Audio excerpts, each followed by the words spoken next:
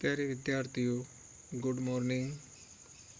हम सब समास प्रकरण के बारे में पढ़ रहे थे।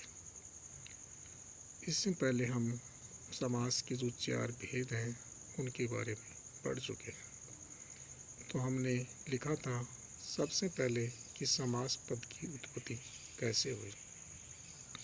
तो समास पद सम उपसर्ग, हस्त धातु और गह प्रत्यय के योग से बना है, जिसका शाब्दिक अर्थ संक्षेप होता है, अर्थात किसी भी बड़ी बात को छोटे रूप में प्रकट करना। उसके बाद में समास की परिभाषा लिखी, सम सनम समास है, यानी 2 या 2 से अधिक पदों को जोड़ने या मिलाने को समास कहते हैं। समास 6 प्रकार के होते हैं। उनमें से सबसे पहले हमने पढ़ा था अव्ययीभाव समास, उसके बाद में द्वंद्व समास, उसके बाद में कर्मधारय समास, उसके बाद में द्विगु समास। आज पढ़ेंगे तत्पुरुष समास और बहुव्रीहि समास के बारे में। तो पढ़ाने से पहले मैं एक बार पुनः जो पढ़े हुए समास है उनको दोहराना चाहता हूँ, तो ध्यान से सुनिए। सबसे पहले अव्ययीभाव समास। तो अव्ययीभाव समास में पहला पद अव्यय तथा दूसरा पद संज्ञावाचक होता है, और ये प्रायः नपुंसकलिंग एक वचन में बनते हैं। उसके बाद में पाठ्यक्रम से संबंधित कुछ अव्यय पद और कुछ उपसर्ग थे, जिनके साथ में अव्ययीभाव समास का प्रयोग किया जाता है। तो उनके बारे में भी हमने उनके नियम लिखे, उनके साथ में कौन सी विभक्ति का प्रयोग किया जाता है उनके बारे में पढ़ा था। उसके बाद में द्वंद्व समास। तो द्वंद्व समास में सबसे पहले हमने द्वंद्व समास का एक सूत्र लिखा था, च अर्थे द्वंद्व। उसके बाद में द्वंद्व समास की परिभाषा लिखी कि द्वंद्व समास 2 या 2 से अधिक पदों के बीच में बनता है और सभी पदों का अर्थ प्रधान होता है। समास विग्रह करते समय सभी पदों के साथ में च का प्रयोग किया जाता है। फिर इसके उपभेद थे, उनमें से पहला था इतरेतर द्वंद्व है, उसके बारे में पढ़ा। फिर समाहार द्वंद्व है, उसके बारे में पढ़ा। फिर था एक शेष पद द्वंद्व है, उसके बारे में हमने पढ़ा था। उसके बाद में कर्मधारय समास। कर्मधारय समास में विशेषण विशेष्य का समास होता है तथा दोनों पदों में समान विभक्ति का प्रयोग किया जाता है। फिर इसको सरल करने के लिए हमने एक सूत्र का प्रयोग किया था, जैसे विशेषण प्लस चयसो प्लस विशेष्य पुल्लिंग और स्त्रीलिंग के लिए। उसके बाद में लिखा था विशेषण प्लस चैतद प्लस विशेष्य केवल नपुंसकलिंग के लिए, और उनके कुछ हमने उदाहरण लिखे। उसके बाद में पढ़ा था हमने द्विगु समास। द्विगु समास में पहला पद संख्यावाचक, दूसरा पद संज्ञावाचक होता है, और जब समास विग्रह किया जाता है तो समाहार यानी समूह का अर्थ प्रकट होता है। उसके बारे में भी कुछ हमने उदाहरण प्रस्तुत किए थे। आज उसी क्रम में आगे बढ़ते हुए तत्पुरुष समास के बारे में पढ़ेंगे। तत्पुरुष समास किसे कहते हैं, तत्पुरुष समास की क्या नियम है, हमें कैसे पता चले कि इसके अंदर तत्पुरुष समास का प्रयोग किया गया है। तो आओ तत्पुरुष समास की नियम को पढ़ते हैं। तो सबसे पहले तत्पुरुष समास में दोनों पदों के बीच से विभक्ति का लोप हो जाता है, यानी समास में कम से कम 2 पद होते हैं, तो दोनों पदों में यदि बीच में से यदि विभक्ति को हटा दिया जाता है तो वहाँ हमेशा तत्पुरुष समास का प्रयोग किया जाता है, तथा पहला पद दूसरे पद की विशेषता को भी प्रकट करता है। जैसे एक समास विग्रह पद है हिमस्य आल्य, यानी बर्फ का स्थान। तो यहाँ हिमस्य में षष्ठी विभक्ति का प्रयोग किया गया है। जब इसको उठाएंगे तो मूल पद बचेगा हिम। इसके साथ में जब आले जोड़ेंगे तो पद बन जाएगा हिमालय। दूसरा है चोराद भयम। जब इन दोनों को मिलाएंगे तो बन जाएगा चोर भयम। और यहाँ चोराद में पंचमी विभक्ति का प्रयोग किया गया। आगे है राज्य है पुरुष है। तो राज्य में यहाँ भी षष्ठी विभक्ति का प्रयोग किया गया है। जब इसको उठाएंगे तो पद बन जाएगा राज पुरुष है या राज्य पुरुष है, अर्थात राजा का पुरुष। अगला है ग्रामम गतः। तो यहाँ ग्रामम में द्वितीय विभक्ति का प्रयोग है। जब इन दोनों को एक साथ लिखेंगे, समास युक्त करेंगे तो ग्राम गतः यानी गांव को गया, तो ग्रामम में द्वितीय विभक्ति का प्रयोग किया गया है। उसके बाद में आगे वाला समास है जिसका नाम बहुवीरी समास है। तो बहुवीरी समास में किसी पद की प्रधानता न रहकर अन्य पद की प्रधानता रहती है। यानी बहुवीरी समास में किसी पद की प्रधानता न रहकर अन्य पद की प्रधानता रहती है, अर्थात तीसरा अर्थ प्रकट होता है। समास विग्रह करते समय यस्य येन यह का प्रयोग किया जाता है। यानी जिसको, जिसने, जो का प्रयोग किया जाता है। जैसे एक उदाहरण दिया है, पीतम आम्र यस्य स बराबर पीताम्बर। इसी समास में जब आगे बढ़ते हैं तो उसके कुछ भेद पाए जाते हैं, उनके बारे में पढ़ते हैं। तो पहला है समानाधिकरण बहुवीरी समास। तो नाम से ही प्रतीत होता है समानाधिकरण बहुवीरी समास, अर्थात समान विभक्ति का प्रयोग होना। तो इसमें लिखा गया है कि जब समास के पूर्व पद अर्थात पहला पद और उत्तर पद अर्थात दूसरा पद में समान विभक्ति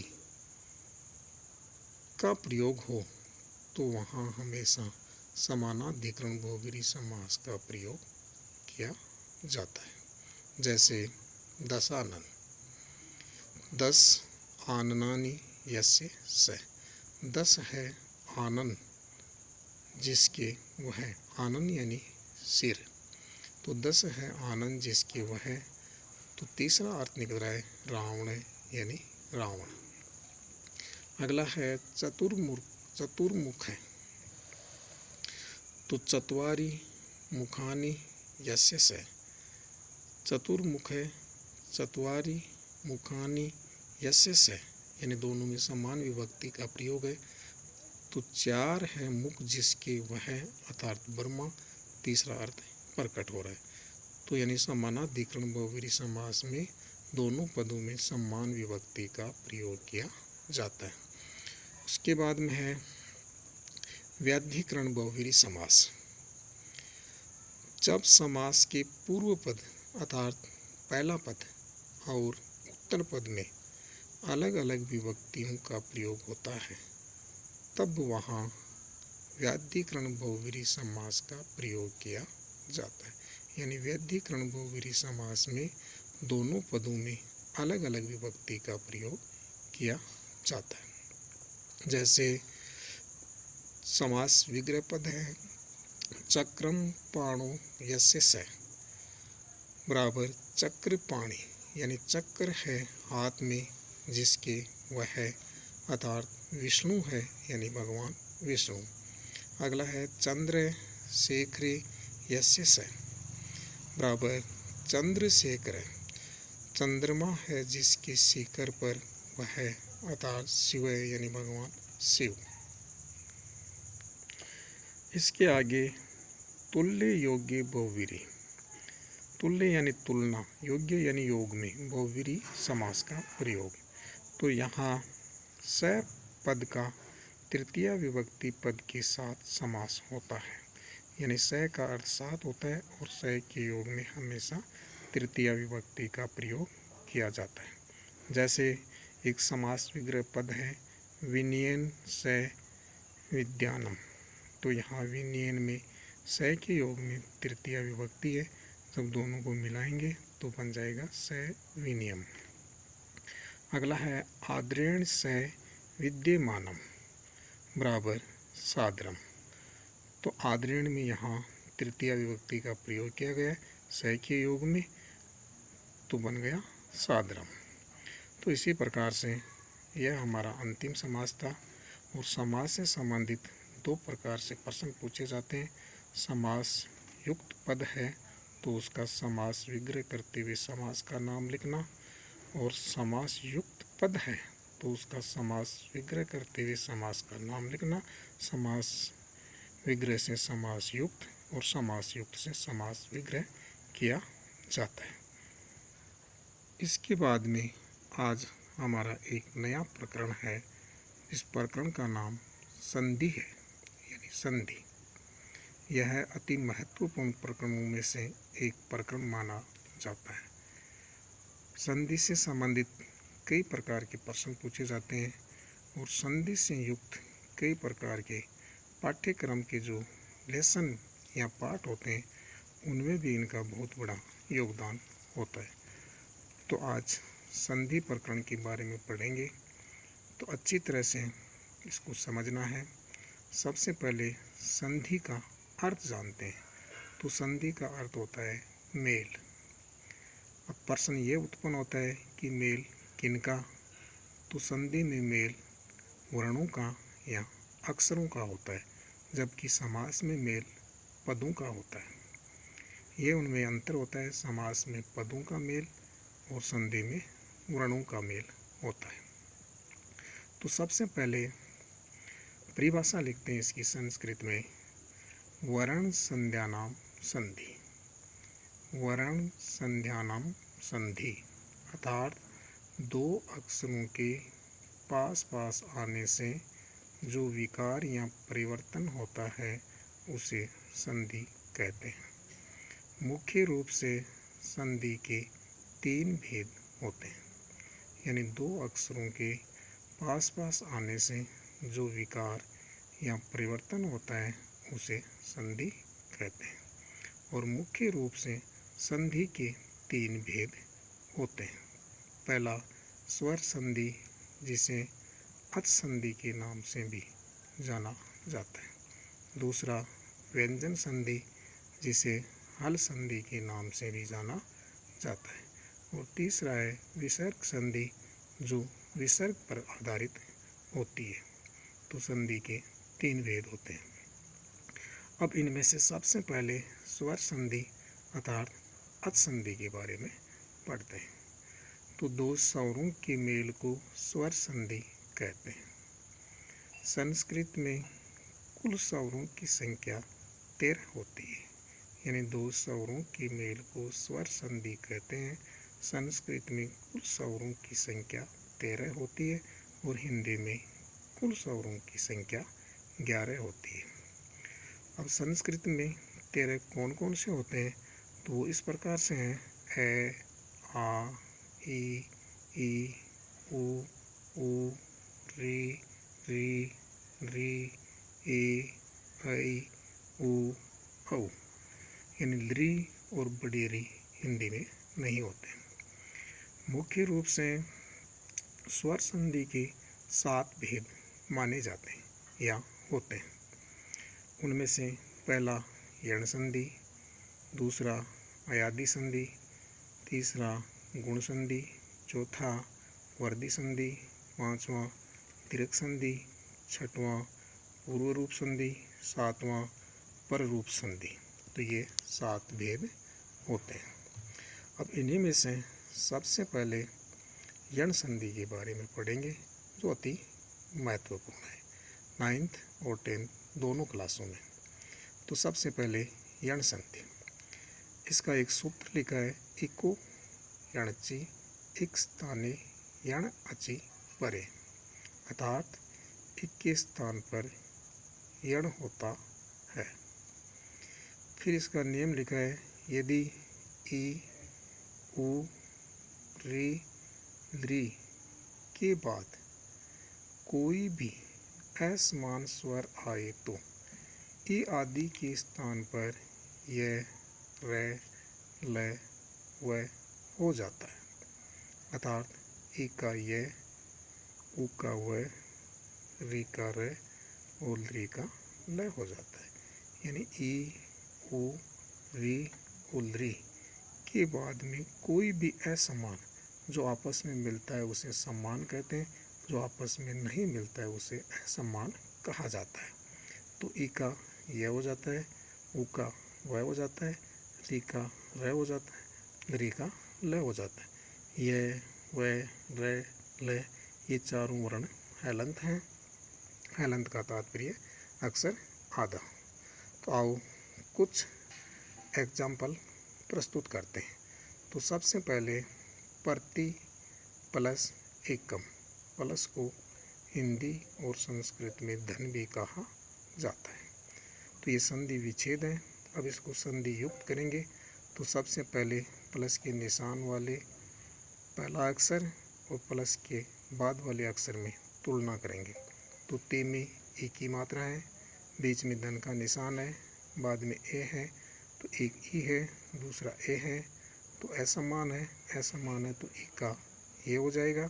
उसके बाद में जो असमान है वो इसके अंदर जोड़ा जाएगा, तो ए है।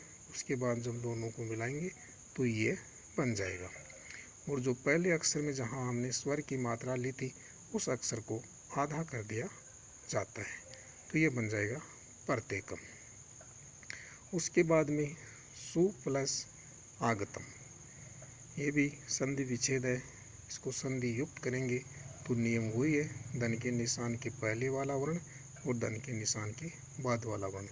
तो सु में उ की मात्रा है, प्लस आगे आ है, दोनों असमान है, असमान है तो उ का वह हो जाएगा, प्लस असमान आ, जब वह में आ की मात्रा देंगे तो ये बन जाएगा वाह, और पहले वाले अक्षर को आधा कर देंगे तो ये बन जाएगा स्वागतम।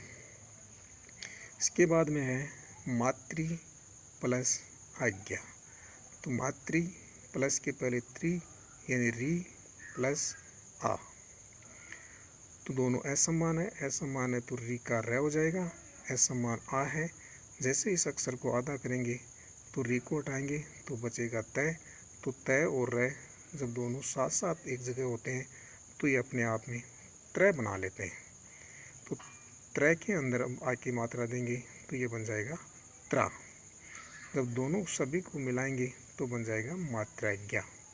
इसी प्रकार से लृ प्लस आकृति, जब इनको मिलाएंगे तो बन जाएगा लाकृति। इसके बाद में यण संधि के बाद में अयादि संधि के बारे में पढ़ते हैं। तो अयादि संधि का भी एक सूत्र है, एचो यावे यावे।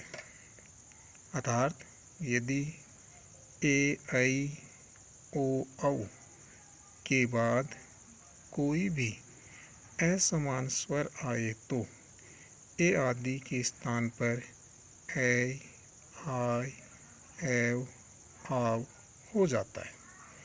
यानी ए, ऐ, ओ, औ के बाद कोई भी असमान स्वर आए तो ए आदि के स्थान पर ऐ, आय, ऐव, आव हो जाता है।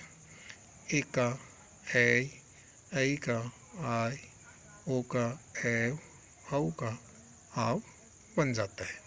जैसे ने प्लस अनम, एक संधि विच्छेद किया हुआ है, इसको संधि युक्त करेंगे तो नियम वही है, पहले प्लस के निशान वाले वर्ण में, उसके बाद में प्लस के आगे वाले वर्ण में तुलना करेंगे। तो ने में ए है, उसके बाद में प्लस का निशान है, फिर ए है, दोनों असमान है, असमान है तो ए का ए बन जाएगा। ये हलंत है, जब इसके अंदर असमान ए आएगा तो ये पूरा बन जाएगा ये, तो ये बन गया नैनम। ऐसे ही नई प्लस अकय, तो नई में ऐ प्लस है असमान, तो ये आय बन जाएगा, जब इसको मिलाएंगा तो नायक है। ऐसे ही पो प्लस अनम, तो पो में ओ प्लस ए असमान, असमान तो ओ का एव हो जाएगा और ये पद बन जाएगा पौनम। ऐसे ही पावक, तो पावक का संधि विच्छेद हो जाएगा, पौ प्लस अक बराबर पावक। यानी इस प्रकार से चाहे कितने ही उदाहरण प्रस्तुत कर दो, यही नियम लागू होगा। यण संधि में 4 वर्ण थे, ई उ री ली के बाद में असमान, तो ई का य, उ का व, री का र और ली का ल हो जाता है। उसी प्रकार से अयादी संधि, अयादी संधि में ए, ऐ, ओ, औ के बाद कोई भी असमान स्वर आए तो ए का ऐ का आय, ओ का एव, औ का आव हो जाता है। इसी क्रम में गुण संधि, गुण संधि का सूत्र है आद गुण है, अर्थात आद गुण या अधीड़ गुण है। यदि ए आ के बाद ई आए तो ए हो जाता है। यानी यदि ए आ के बाद ई आए तो ए हो जाता है। ए आ के बाद यदि उ आए तो ओ हो जाता है। और ए आ के बाद यदि री आए तो अर हो जाता है। यानी कहने का तात्पर्य यह है कि प्लस के निशान के पहले ए और आ में से आए, उसके बाद में यदि ई या ई मिले तो अपने आप ही ए बन जाता है। और ए आ के बाद में यदि उ आए तो ओ बन जाता है। और ए आ के बाद में यदि री आए तो अर बन जाता है। जैसे ए आ प्लस ई बराबर ए आ प्लस उ बराबर ओ, ए आ प्लस री बराबर अर हो जाता है। जैसे एक संधि युक्त पद है महेंद्र, तो सबसे पहले इसका संधि विच्छेद करेंगे तो महा प्लस इंद्र, महा यानी महान, इंद्र यानी इंद्र महान है जो इंद्र बराबर महेंद्र। तो सबसे पहले प्लस के निशान के पहले हा में आ स्वर है प्लस ई, तो आ के बाद में ई आने के कारण ए बन जाएगा। जब इसको वापस मिलाएंगे तो है में से पहले आ की मात्रा ली थी, अब इसमें हम ए की मात्रा देंगे तो ये बन जाएगा महेंद्र। अगला है सूर्योदय, तो सूर्य प्लस उदय, तो सूर्य प्लस उदय, तो पहले ये में ए प्लस का निशान है, उसके बाद में ओ है, तो ए आ के बाद यदि ओ आए तो ओ हो जाता है। तो ए प्लस ओ बराबर ओ, तो सबसे पहले हमने ये में से ए की मात्रा ली थी, अब ये में ओ की मात्रा देंगे तो ये बन जाएगा सूर्योदय। इसी प्रकार से आगे है महर्षि, तो महा प्लस ऋषि है, तो महा हा में आ प्लस ऋषि का री, तो आ के बाद में यदि री आए तो अर हो जाता है, तो ये पद बन जाएगा महर्षि। उसके बाद में है गंगोदकम, तो गंगोदकम इसका सबसे पहले संधि विच्छेद करेंगे तो गंगा प्लस उदकम, तो गंगा गा में आ प्लस का निशान है, उसके बाद में ओ है, तो ए आ के बाद यदि ओ आए तो ओ हो जाता है। जहाँ सबसे पहले गा में से आ की मात्रा ली तो वहाँ गै बचा, अब गै में ओ की मात्रा देंगे तो ये गो बन जाएगा, तो गंगोदकम। इसी प्रकार से अन्य उदाहरण भी इसी रूल के तहत हल किए जा सकते हैं। और आगे वाले जो संधि के भेद हैं वो कल पढ़ेंगे। धन्यवाद।